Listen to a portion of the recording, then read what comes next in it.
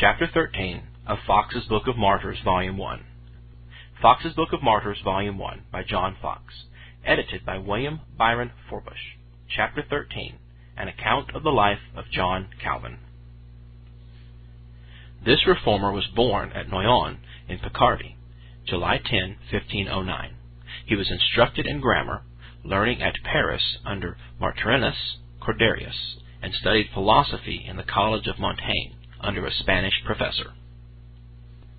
His father, who discovered many marks of his early piety, particularly in his reprehensions of the vices of his companions, designed him at first for the church, and got him presented May 21, 1521, to the chapel of Notre Dame de la Gassagne in the church of Noyon. In 1527 he was presented to the rectory of Marseilleville, which he exchanged in 1529 for the rectory of Point-l'Évêque near Noyon. His father afterward changed his resolution, and would have him study law, to which Calvin, who by reading the Scriptures had conceived a dislike to the superstitions of popery, readily consented, and resigned to the chapel of Gassagne and the rectory of Point-l'Évêque in 1534. He made great progress in that science, and improved no less in the knowledge of divinity by his private studies. At Bourges he applied to the Greek tongue under the direction of Professor Volmar. His father's death having called him back to Noyon, he stayed there a short time, and then went to Paris, where a speech of Nicolas Cop, rector of the University of Paris, of which Calvin furnished the materials, having greatly displeased the Sorbonne and the Parliament, gave rise to a persecution against the Protestants, and Calvin, who narrowly escaped being taken into the college of Forturet, was forced to retire to Saintonge, after having had the honor to be introduced to the Queen of Navarre, who had raised this first storm against the Protestants. Calvin returned to Paris in 1534. This year the Reformed met with severe treatment, which determined him to leave France, after publishing a treatise against those who believed that departed souls are in a kind of sleep. He retired to Basel, where he studied Hebrew. At this time he published his Institutions of the Christian Religion, a work well adapted to spread his fame, though he himself was desirous of living in obscurity. It is dedicated to the French king Francis I. Calvin next wrote an apology for the Protestants who were burnt for their religion in France. After the publication of this work, Calvin went to Italy to pay a visit to the Duchess of Ferrara, a lady of eminent piety, by whom he was very kindly received. From Italy he came back to France, and having settled his private affairs, he proposed to go to Strasbourg or Basel in company with his sole surviving brother, Antony Calvin. But as the roads were not safe on account of the war, except for the Duke of Savoy's territories, he chose that road. This was a particular direction of Providence, says Bailey. It was his destiny that he should settle at Geneva, and when he was wholly intent upon going farther, he found himself detained by an order from heaven, if I may so speak. At Geneva, Calvin therefore was obliged to comply with the choice which the consistory and magistrates made of him, with the consent of the people, to be one of their ministers and professor of divinity. He wanted to undertake only this last office and not the other, but in the end he was obliged to take both upon him, in August 1536. The year following, he made all the people declare, upon oath, their assent to the Confession of Faith, which contained a renunciation of popery. He next intimated that he could not submit to a regulation which the canton of Bern had lately made, whereupon the syndics of Geneva summoned an assembly of the people, and it was ordered that Calvin, Farel, and another minister should leave the town in a few days, for refusing to administer the sacrament. Calvin retired to Strasbourg, and established a French church in that city, of which he was the first minister. He was also appointed to be professor of divinity there. Meanwhile the people of Geneva entreated him so earnestly to return to them, that at last he consented, and arrived September 13, 1541, to the great satisfaction both of the people and the magistrates. And the first thing he did after his arrival was to establish a form of church discipline and a consistotorial jurisdiction, invested with power of inflicting censures and canonical punishments, as far as excommunication inclusively.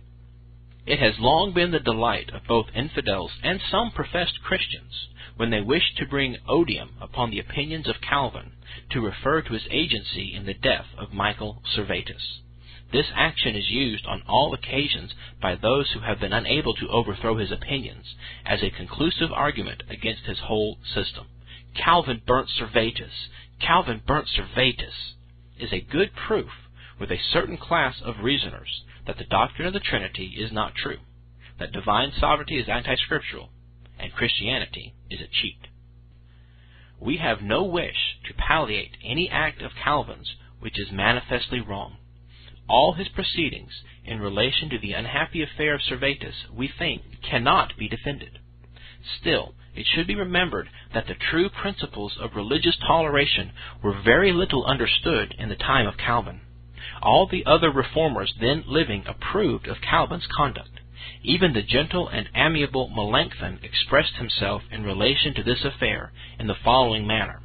In a letter addressed to Bullinger, he says, "I have read your statement respecting the blasphemy of Servetus, and praise your piety and judgment, and am persuaded that the Council of Geneva has done right in putting to death this obstinate man, who would never have ceased his blasphemies. I am astonished that any one can be found to disapprove of this proceeding." Farel expressly says that Servetus deserved a capital punishment. Bucer did not hesitate to declare that Servetus deserved something worse than death. The truth is, although Calvin had some hand in the arrest and imprisonment of Servetus, he was unwilling that he should be burnt at all. "I desire," says he, "that the severity of the punishment should be remitted." We endeavored to commute the kind of death, but in vain. "By wishing to mitigate the severity of the punishment," says Farel to Calvin, "you discharge the office of a friend towards your greatest enemy." That Calvin was the instigator of the magistrates that Servetus might be burned, says Turretin, historians neither anywhere affirm, nor does it appear from any considerations. Nay, it is certain that he, with the college of pastors, dissuaded from that kind of punishment.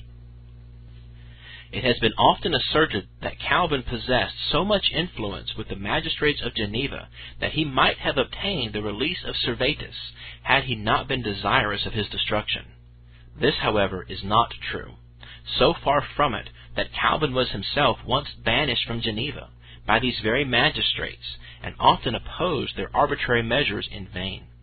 So little desirous was Calvin of procuring the death of Servetus that he warned him of his danger, and suffered him to remain several weeks at Geneva before he was arrested. But this language, which was then accounted blasphemous, was the cause of his imprisonment. When in prison, Calvin visited him, and used every argument to persuade him to retract his horrible blasphemies, without reference to his peculiar sentiments. This was the extent of Calvin's agency in this unhappy affair. It cannot, however, be denied that in this instance Calvin acted contrary to the benignant spirit of the gospel. It is better to drop a tear over the inconsistency of human nature, and to bewail those infirmities which cannot be justified. He declared he acted conscientiously, and publicly justified the act. It was the opinion that erroneous religious principles are punishable by the civil magistrate that did the mischief, whether at Geneva, in Transylvania, or in Britain, and to this, rather than to Trinitarianism or Unitarianism, it ought to be imputed. After the death of Luther, Calvin exerted great sway over the men of that notable period. He was influential in France, Italy, Germany, Holland, England, and Scotland. 2,150 Reformed congregations were organized, receiving from him their preachers. Calvin, triumphant over all his enemies, felt his death drawing near. Yet he continued to exert himself in every way with youthful energy. When about to lie down and rest, he drew up his will, saying, "I do testify that I live and purpose to die in this faith, which God has given me through his gospel, and that I have no other dependence for salvation than the free choice which is made of me by him. With my whole heart I embrace his mercy, through which all my sins are covered, for Christ's sake, and for the sake of his death and sufferings. According to the measure of grace granted unto me, I have taught this pure, simple word, by sermons, by deeds, and by expositions of this Scripture. In all my battles with the enemies of the truth, I have not used sophistry, but have fought the good fight squarely and directly. May 27, 1564, was the day of his release and blessed journey home. He was in his 55th year. That a man who had acquired so great a reputation and such an authority should have had but a salary of 100 crowns, and refused to accept more, and after living 55 years with the utmost frugality, should leave but 300 crowns to his heirs, including the value of his library, which sold very dear, is something so heroical that one must have lost all feeling not to admire. When Calvin took his leave of Strasbourg to return to Geneva, they wanted to continue him the privileges of a freeman of their town, and the revenues of a prebend which had been assigned to him. The former he accepted, but absolutely refused the other. He carried one of the brothers with him to Geneva, but he never took any pains to get him preferred to an honorable post, as any other possessed of his credit would have done. He took care indeed of the honor of his brother's family, by getting him freed from an adulteress, and obtaining leave to him to marry again. But even his enemies relate that he had made him learn the trade of a bookbinder, which he followed all his life after.